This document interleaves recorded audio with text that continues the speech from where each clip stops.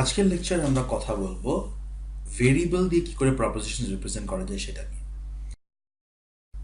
টেকনিকটা শেখার আগে আমরা একটা জিনিসটা গুরুত্বটা বুঝে নিই। এখন পর্যন্ত আমরা যতগুলো প্রপোজিশন দেখেছি সেগুলোতে কোনো ভেরিয়েবল ছিল না, সবগুলি প্রপোজিশনই কনস্ট্যান্ট সম্পর্কে। কাজেই আমরা একটা প্রপোজিশন লিখতে পারি যেটা হবে 1 ইজ গ্রেটার দেন 2, এটা অবভিয়াসলি ফলস।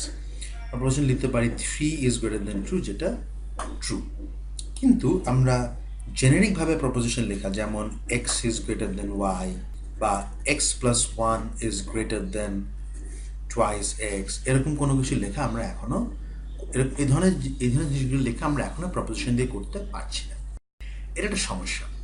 এটা একটা সমস্যা কারণ যতক্ষণ পর্যন্ত আমরা ভেরিয়েবল দিয়ে না লিখতে পারবো ততক্ষণ পর্যন্ত আমরা জেনারেল বা ব্রড সেটের জন্য প্রপোজিশন লিখতে পারবো না। একটা উদাহরণ দিই, আমরা লিখতে পারছি যে কোনো একজন স্টুডেন্ট, ধরলাম তার নাম করিম, আমরা লিখতে পারছি যে করিম প্রোগ্রামিং কোর্স করেছে। এখন যদি আমি বলতে চাই যে এই ইউনিভার্সিটির সব স্টুডেন্ট প্রোগ্রামিং কোর্স করেছে, সেটা আমি বলতে পারছি না। এখন পর্যন্ত আমি যেটুকু প্রপোজিশনাল লজিক জানি সেটার উপর নির্ভর করে এটা বলতে গেলে আমাকে যেটা করতে হবে সেটা হচ্ছে প্রত্যেকটা স্টুডেন্টের নামে আলাদা আলাদা করে প্রপোজিশন বানাতে হবে। করিম প্রোগ্রামিং কোর্স করেছে, মাহমুদ প্রোগ্রামিং কোর্স করেছে, আকাশ প্রোগ্রামিং কোর্স করেছে, রাইট? সেটা আমরা করতে চাচ্ছি না, কারণ 100 জন স্টুডেন্টের ক্লাসে এটা 100টা আলাদা প্রপোজিশন হয়ে যাবে। এবং তারপর যদি আমি বলতে চাই যে সবাই প্রোগ্রামিং কোর্স করেছে, তাহলে আমার প্রত্যেকটা একসাথে অ্যাড করে দিতে হবে, এটা বোঝানোর জন্য যে প্রত্যেকটাকে আলাদা আলাদা করে ট্রু হতে হবে। বা হয়তো আমরা বলতে চাই যে একটা ক্লাসে কোনো একজন স্টুডেন্ট ক্যালকুলাস পারে, এটা আমরা বলতে চাই একটা ক্লাসের কোনো একজন স্টুডেন্ট ক্যালকুলাস পারে। এই মুহূর্তে আমাদের এটা বলার কোনো উপায় নেই, কারণ ক্লাসের কেউ একজন ক্যালকুলাস পারে এটা আমরা লিখতে জানি না। আমরা লিখতে জানি যে একজন নির্দিষ্ট ব্যক্তি, করিম ক্যালকুলাস পারে, মাহমুদ ক্যালকুলাস পারে, সুবিন ক্যালকুলাস পারে। এখন যদি আমি বলতে চাই এই ক্লাসের কোনো একজন ক্যালকুলাস পারে, সেটা করার একমাত্র উপায় হচ্ছে প্রত্যেকটা প্রপোজিশন আলাদা করে লিখে অর করে দেওয়া, যে কোনো অন্তত একটা ট্রু, অন্তত একটা, অ্যাটলিস্ট একটা বা অন্তত একটা ট্রু। একাধিক হতে পারে কিন্তু অন্তত একজনের জন্য অবশ্যই ট্রু হতে হবে। আচ্ছা, এটা আমরা চাচ্ছি না। এছাড়া আরও কিছু সমস্যা আছে, যেমন সবাই পারে, এই ক্লাসের সবাই ক্যালকুলাস পারে এবং মাহমুদ এই ক্লাসের ছাত্র, এখান থেকে মাহমুদ ক্যালকুলাস পারে, এই জিনিসটা আমরা এখনও নির্ণয় করতে পারছি না, কিন্তু এগুলো করা আমাদের প্রয়োজন।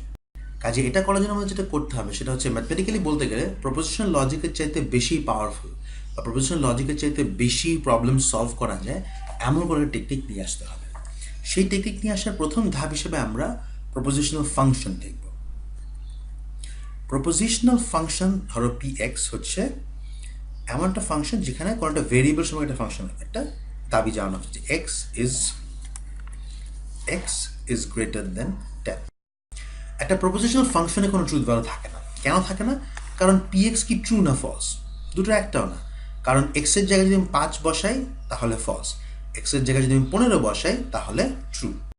ঠিক, এটা নর্মালি অ্যালজেব্রা আমরা ফাংশন লিখি f of x, একটা ফাংশনে কোনো নিউমেরিক ভ্যালু থাকে না, x এর মান বসানোর পরে তার একটা নিউমেরিক ভ্যালু ক্রিয়েট হয়।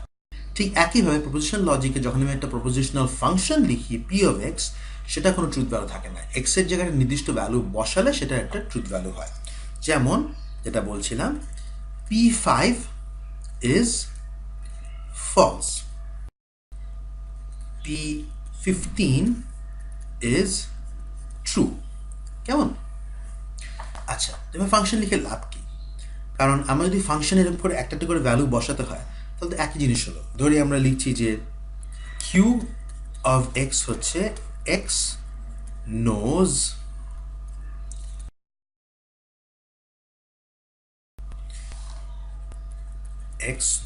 ক্যালকুলাস। আমরা যদি এক্স এর জায়গায় আলাদা আলাদা মান বসাতে হয় তাহলে একই জিনিস হলো। তাহলে আমাকে লিখতে হবে Q of Akash and Q of Abir and Q of Shubho, এরকম করে প্রত্যেকের জন্য আলাদা আলাদা করে লিখতে হবে। কিন্তু আমি তো এটা চাচ্ছি না, আমি চাচ্ছি একটা শর্ট হ্যান্ড ওয়ে লেখার জন্য, যে সবাই পারে, কেউ একজন পারে। এটা করার জন্য আমাকে যে জিনিসটা ব্যবহার করতে হবে সেটা আমরা এখন কথা বলবো। ধরে একটা প্রপোজিশনাল ফাংশন আছে p of x এবং এটার মানে হচ্ছে x knows ক্যালকুলাস। এখন আমি ধরে আমি বলতে চাই যে সব ইঞ্জিনিয়ারিং স্টুডেন্টরা ক্যালকুলাস জানে। এটা আমি কী করে বলবো? এক্সের মান বসিয়ে বলতে গেলে আমি এটা করতে পারবো না, কারণ নাম্বার ওয়ান, বিশাল বড় অনেকগুলো প্রফেশন চলে আসবে। নাম্বার টু, আমি পৃথিবীর সব ইঞ্জিনিয়ারিং স্টুডেন্টের নামও জানি না, তাই না? একটা শর্ট হ্যান্ড, একটা কনসাইজ ওয়ে জানা লাগবে। সেই কনসাইজ ওয়েটাকে বলা হয় কোয়ান্টিফাইং বা কোয়ান্টিফিকেশন।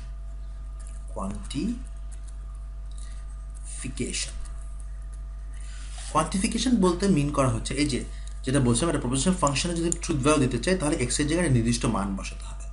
কিন্তু আমরা আরেকটা কাজ করতে পারি, নির্দিষ্ট মান না বসিয়ে আমরা বলতে পারি যে এক্স এর পসিবল ভ্যালু কী কী, এবং তারপর বলতে পারি এই সকল পসিবল ভ্যালুর জন্য বা এই পসিবল ভ্যালুগুলোর মাঝে কোনো একটা ভ্যালুর জন্য আমার দাবিটা সত্য। এই প্রসেসটাকে বলা হয় কোয়ান্টিফিকেশন। কোয়ান্টিফিকেশন দুই ধরনের হতে পারে। একটাকে বলা হয় ইউনিভার্সাল কোয়ান্টিফিকেশন। যখন আমি বলতে চাই যে কোনো একটা ডোমেইনের কোনো একটা পসিবল লিস্টের সব ভ্যালুর জন্য একটা ক্লেম সত্য, তখন আমি ইউনিভার্সাল কোয়ান্টিফিকেশন বলব। এবং দ্বিতীয়টা হচ্ছে এক্সিস্টেন্সিয়াল কোয়ান্টিফিকেশন। যখন আমি বলতে চাই যে কোনো একটা ডোমেইনের কোনো একটা লিস্ট অফ পসিবল ভ্যালুজের মাঝে অন্তত একটা ভ্যালু আছে যার জন্য একটা দাবি সত্য, তখন আমি এক্সিস্টেন্সিয়াল কোয়ান্টিফিকেশন ইউজ করব। উদাহরণ দেখা যাক। প্রথমে আমরা আসি ইউনিভার্সাল কোয়ান্টিফিকেশনে। Universal quantification,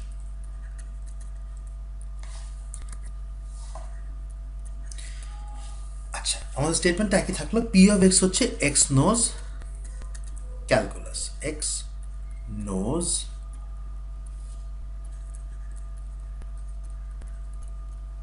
calculus. আমি বলতে চাচ্ছি পৃথিবীর সব ইঞ্জিনিয়ারিং স্টুডেন্টরা ক্যালকুলাস জানে, বা পৃথিবীর সব ইঞ্জিনিয়ারিং গ্র্যাজুয়েটরা ক্যালকুলাস জানে। এটাকে আমি লিখতে পারি। প্রথমে আমাকে বলতে হবে যে ডোমেইন কি। ডোমেইন বলতে বোঝায় যে এক্স এর পসিবল মান কি কি। এক্স এর পসিবল মান এক্ষেত্রে হচ্ছে ইঞ্জিনিয়ারিং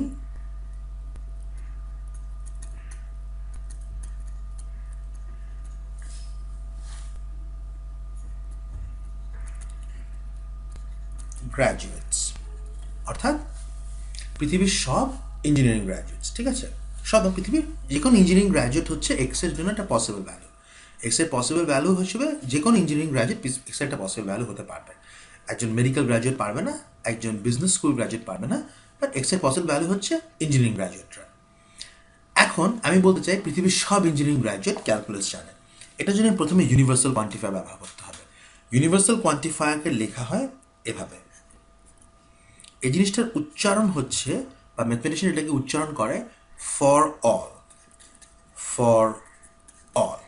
কাজে আমি যদি লিখি এই জিনিসটা উচ্চারণ হচ্ছে ফর অল এক্স, যে কোনো এক্স এর জন্য। এবারে আমরা স্টেটমেন্টটা লিখে ফেলি। ডোমেইন হচ্ছে ইঞ্জিনিয়ারিং গ্র্যাজুয়েট, তাহলে আমি যদি লিখি এই স্টেটমেন্টটা উচ্চারণ হচ্ছে, বা স্টেটমেন্টটাকে ম্যাথমেটিশিয়ানরা পড়বে for all x P of x is true. আমি আগে আগে আগে একবার বলেছিলাম যে আমরা যখন বলতে চাই পি ট্রু তখন আমরা লিখি পি, যখন বলতে চাই পি ফলস তখন আমরা লিখি নট পি, কারণ নট পি ট্রু হওয়া মানে পি ফলস হওয়া। সেই কনভেনশন অনুযায়ী এই স্টেটমেন্টটা মানে দাঁড়াচ্ছে সকল এক্স এর জন্য পি এক্স ট্রু। যেহেতু পি এক্স এর মানে হচ্ছে এক্স ক্যালকুলাস জানে, তার মানে হচ্ছে সকল এক্স এর জন্য এক্স ক্যালকুলাস জানে। যেহেতু এক্স এর পসিবল ভ্যালু হচ্ছে ইঞ্জিনিয়ারিং গ্র্যাজুয়েট, এটা হচ্ছে তাহলে এটা মানে দাঁড়াচ্ছে সকল ইঞ্জিনিয়ারিং গ্র্যাজুয়েটরা ক্যালকুলাস জানে। সব ইঞ্জিনিয়ারিং গ্র্যাজুয়েটরা ক্যালকুলাস জানে। All engineering graduates know calculus, exactly যেটা আমরা বলতে চাচ্ছি। কেমন? আচ্ছা, একইভাবে আমরা লিখতে পারি যে সব সিএসই গ্র্যাজুয়েট প্রোগ্রামিং পারে, সব লেখকরা বই পড়তে পছন্দ করে। আমাদের কয়েকটা জিনিস করা লাগবে। প্রথমে আমি ধাপে ধাপে এগিয়ে একটা উদাহরণ বা ধাপে ধাপে আগাই। প্রথমে আমাদের ঠিক করা লাগবে, প্রথমে আমি দেখবো যে কোন বাক্য আমরা বলতে চাচ্ছি।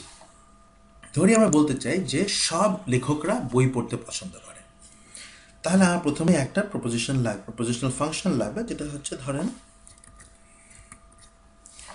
কিউ অফ এক্স হচ্ছে এক্স লাইকস বুকস। এক্স বই পছন্দ করে। আচ্ছা, আমি কি বলতে চাচ্ছি? সব লেখকরা বই পছন্দ করে। কাজে আমাকে প্রথমে এখন ঠিক করতে হবে আমার ডোমেইনটা আমাকে নির্দিষ্ট করতে হবে। ডোমেইন মানে এক্স এর পসিবল মান।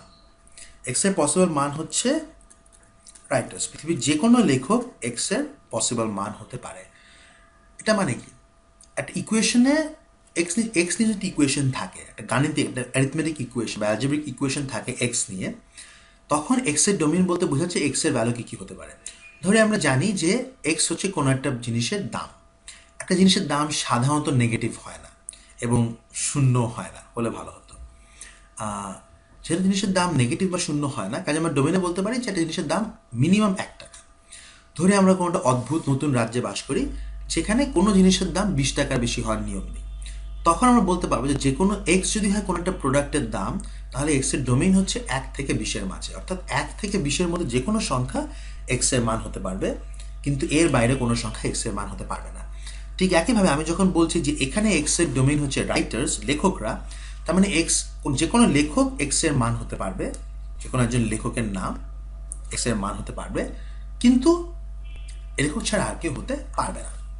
তাহলে আমরা যেটা করলাম সেটা হচ্ছে প্রথমে একটা প্রপোজিশনাল ফাংশন ঠিক করলাম, তারপরে একটা ডোমেইন ঠিক করলাম। এখন আমরা কি বলতে চাই, সব লেখকরা বই পড়তে পছন্দ করে, সব লেখকরা বই পছন্দ করে। কি ধরনের কোয়ান্টিফায়ার লাগবে? এখন আমরা একটাই কোয়ান্টিফায়ার জানি, ইউনিভার্সাল, সেটাই লিখব, for all x Q of x. একটু পড়ে দেখি, সকল এক্স এর জন্য কিউ এক্স সত্য। এটা কোনো মানে আমি এখনো বুঝতে পারছি না, কারণ এটা বোঝার জন্য আমাকে আগে ডোমেইনটা জানতে হবে এবং প্রপোজিশনাল ফাংশনটা জানতে হবে, তাই না? তাহলে আমরা আসি, ডোমেইনটা কি? সকল লেখক, লেখক। তাহলে এখন সেন্টেন্সের মানে আছে সকল লেখকের জন্য কিউ এক্স সত্য। আচ্ছা, কিউ এক্স মানে কি? এক্স বই পছন্দ করে, বই পড়তে পছন্দ করে। তাহলে জিনিসটা দাঁড়িয়ে গেল, সকল এক্সের জন্য এক্স বই, সকল লেখকের জন্য, সকল লেখক এক্সের জন্য এটা সত্য যে এক্স বই পড়তে পছন্দ করে। একদম সহজ স্বাভাবিক স্মুথ ভাষায় সকল লেখক বই পড়তে পছন্দ করে। এটা ছিল ইউনিভার্সাল কোয়ান্টিফায়ার। কিন্তু শুরুর দিকে উদাহরণে আমি বলছিলাম যে আমরা সবার জন্য বা কেউ একজন আছে, অন্তত একজন জন, এগুলো বলতে চাই। ইউনিভার্সাল কোয়ান্টিফায়ার দিয়ে আমরা সবার জন্য কথাটা বলতে পারি। পরবর্তীতে আমরা দেখব ইউনিভার্সাল কোয়ান্টিফায়ার দিয়ে আমরা কারোর জন্য না এ কথাটা বলতে পারি। কিন্তু এবারে এখন আমরা দেখব যে এক্সিস্টেন্সিয়াল কোয়ান্টিফায়ার কি করে কাজ করে, অন্তত একজন এই কথাটা আমরা কি করে বলতে পারি। নামটা আগেই বলেছি, নামটা হচ্ছে একটু খটোমটো, এক্সিস্টেন্সিয়াল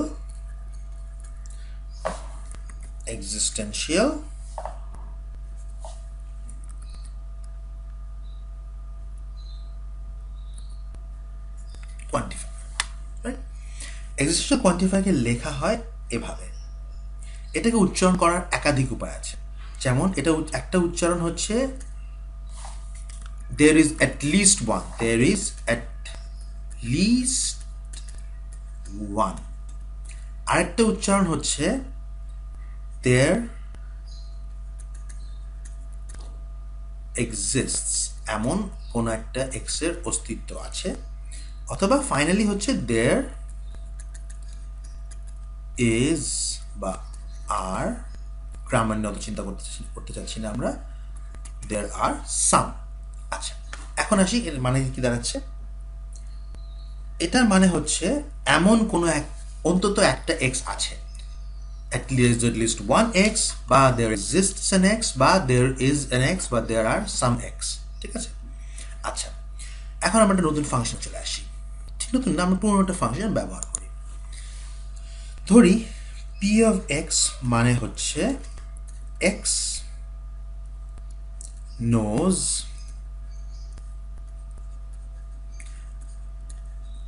প্রোগ্রামিং।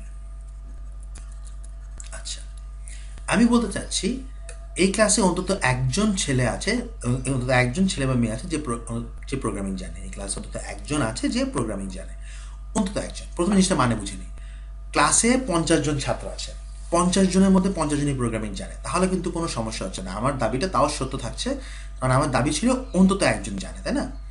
3 জন জানলে, 4 জন জানলে, বা এমনকি সবাই জানলেও আমার কোনো সমস্যা হচ্ছে না।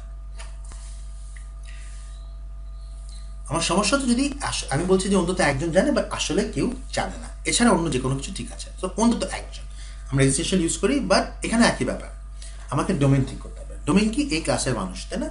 তাহলে ডোমেইন হচ্ছে স্টুডেন্টস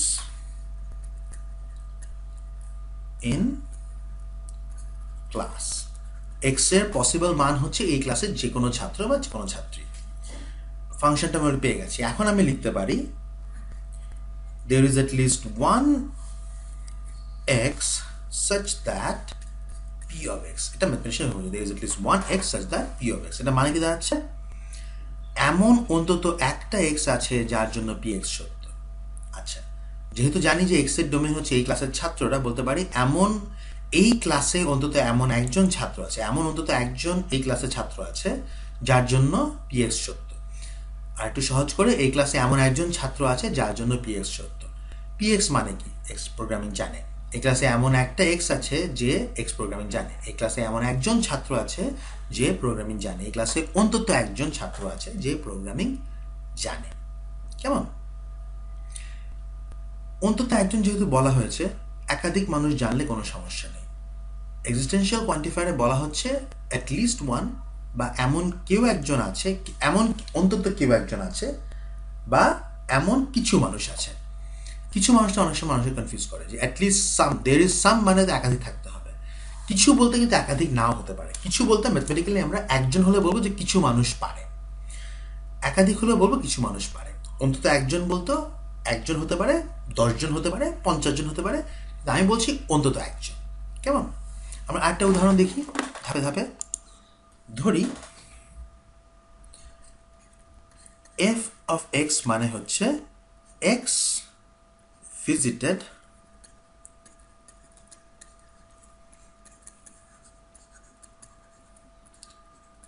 ফ্রান্স। কেমন? এক্স ফ্রান্সে গেছে। আচ্ছা, আমি বলতে চাচ্ছি যে এই ইউনিভার্সিটিতে অন্তত একজন মানুষ আছে যে ফ্রান্সে গেছে। প্রথমে দেখা চলে আসছে ফাংশন টাইম পেয়ে গেছে, এক্স ফ্রান্সে গেছে।